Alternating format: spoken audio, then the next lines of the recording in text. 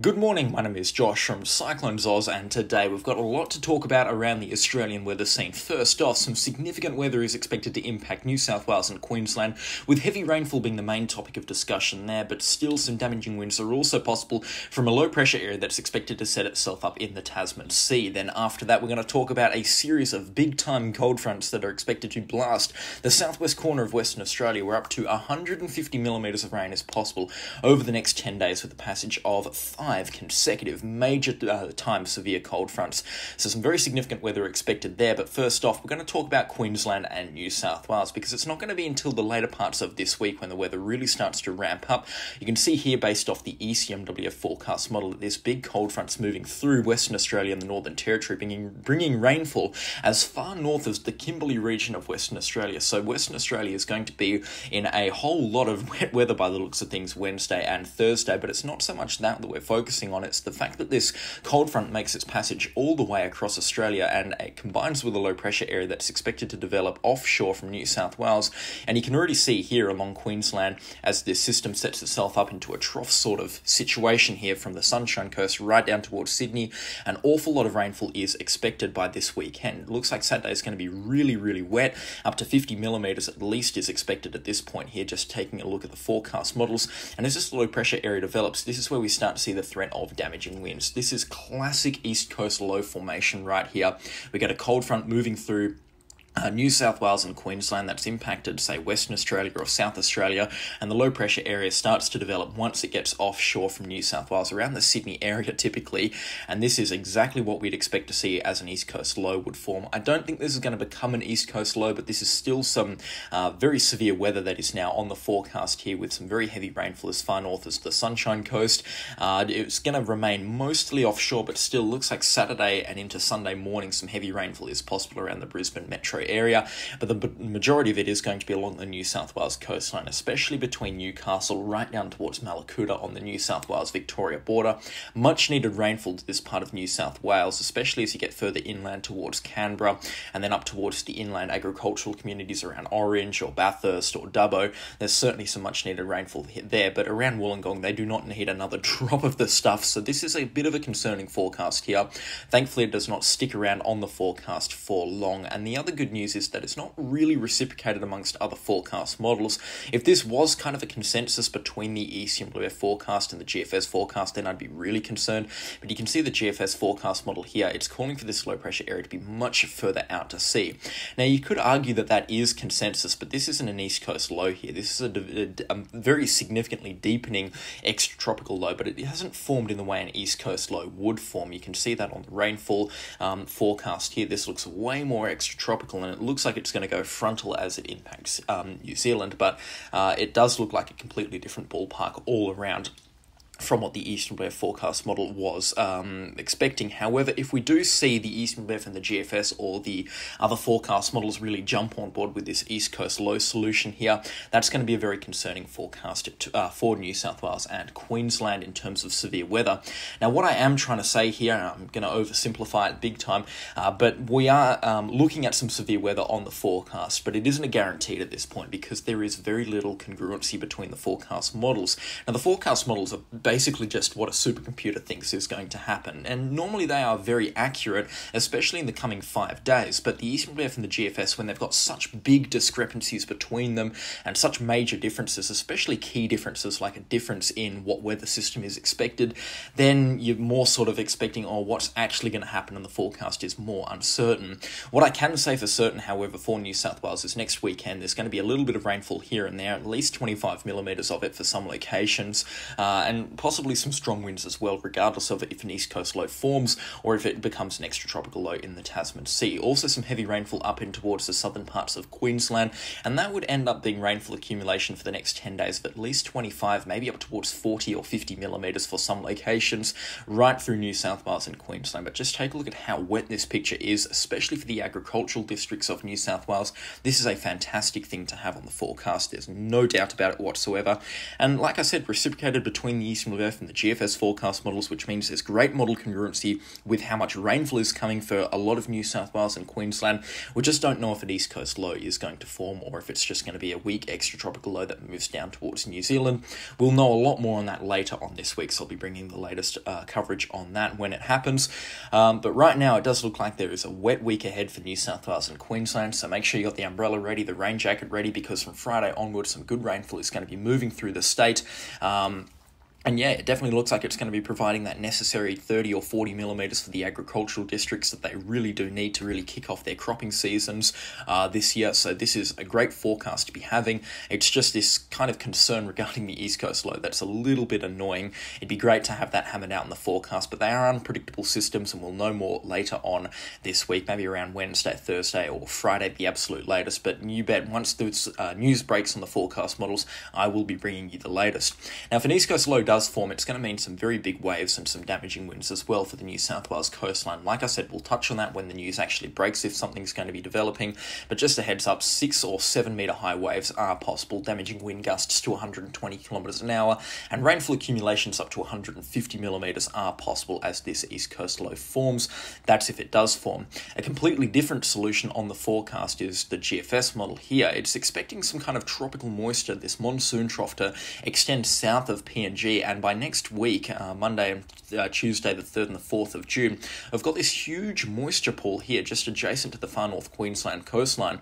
And I mean, this is some very heavy rainfall here from what looks to be a developing monsoonal low, nothing tropical cyclone related or anything like that. So don't fret that there's a tropical cyclone coming mid-June up for far north Queensland. However, this is still something very interesting to be having on the forecast, up to 250 millimetres just offshore from far north Queensland this time of the year. That's very unusual to be having, and that would equate to around 50 or 80 millimetres along the coastline from this weather event. It actually looks like conditions are starting to dry up now very nicely for far north Queensland. The Access G3 model only expecting a further 40 millimetres over the next 2 weeks, and the Eastern Relief expecting a bit more of a higher 80 millimetres over the next 10 days, but still nothing too crazy up there. It's certainly not to the likes of the rainfall that they have been experiencing, so that is fantastic. Now, we're going to zoom out right to the whole of Australia before we talk about the southwest corner of Western Australia, but this is a very wet picture for the entirety of the nation. I mean, we're looking at about 85% or 90% of the nation experiencing more than 5 millimetres of rainfall over the next 10 days, which is a crazy thing to be having on the forecast. It does happen once or twice every single year, but it is still very interesting right up through Western Australia, even into the Northern Territory and tropical parts of Queensland, expecting rainfall from this series of cold fronts. So you bet that they are going to be big. Let's break them down right now. We've already had one cold front make its passage through Western Australia. Driving in it last night was actually quite hazardous because it was light rainfall, but it stuck around for about an hour and it was quite an annoying system. We're going to start to break these cold fronts down bit by bit. So a little bit more rainfall is expected this evening and the evening commute actually, which is going to make rush hour quite interesting before a stronger cold front comes through Tuesday morning, tomorrow morning for the Western Australia coastline. And this one could be bringing some storms and also some gusty winds by the looks of things, with peak wind gusts expected to be around at 40 to 50 kilometres an hour, probably going to be higher at around 60 or 70 kilometres an hour actually. But the shower pool behind it that's going to move through into Tuesday evening and into early Wednesday morning, this is going to be violent. This is going to have some very damaging winds, possibly up towards 90 or 100 kilometres an hour even for some locations, and you can see that in the forecast models here. We're going to be talking about peak wave heights of around, I'd say maybe 4 or 5 metres for coastal areas, and once you get further out to sea, it's 7 or 8 metre high waves, which should be coming through Wednesday morning for this part of Western Australia, between Perth and Jurien Bay. Some big waves are expected there. There is also the chance of hailstones in this frontal system, especially as you get in towards the mountainous areas in the Darling Ranges and also down towards the south coastal region. Some small hailstones are possible there. Thunderstorms as well, but one thing's for sure, the commute Wednesday morning, it's going to be pretty dangerous in the Perth metro area, so make sure you are taking it very easy on those roads, no speed whatsoever, because it will be very dangerous driving, that's for sure. And it's all being powered by this very strong low pressure system south of Esperance at this point. It's not necessarily the deepest low pressure area that I've seen here, 991 millibars, not deep at all, but it is a big one, and it's got a lot of rainfall swirling around it, and you can already see here here, Wednesday, this is the front that's going to be making it all the way across Australia and bringing that rainfall to Queensland and New South Wales. And you can see it attaches itself to a tropical moisture belt up here and brings some rainfall to the northern parts of Western Australia as well. So if you do live up in the Pilbara or the Kimberley region, it looks like Wednesday there might be a little bit of rainfall up there too, maybe up to 25 millimetres for some locations if you are really lucky. Just something to top it off after wet season 2024, because it wasn't necessarily the wettest wet season up there. They could have done with a little bit more rainfall, that's for sure. Now Thursday, it looks like conditions start to dry up just a little bit.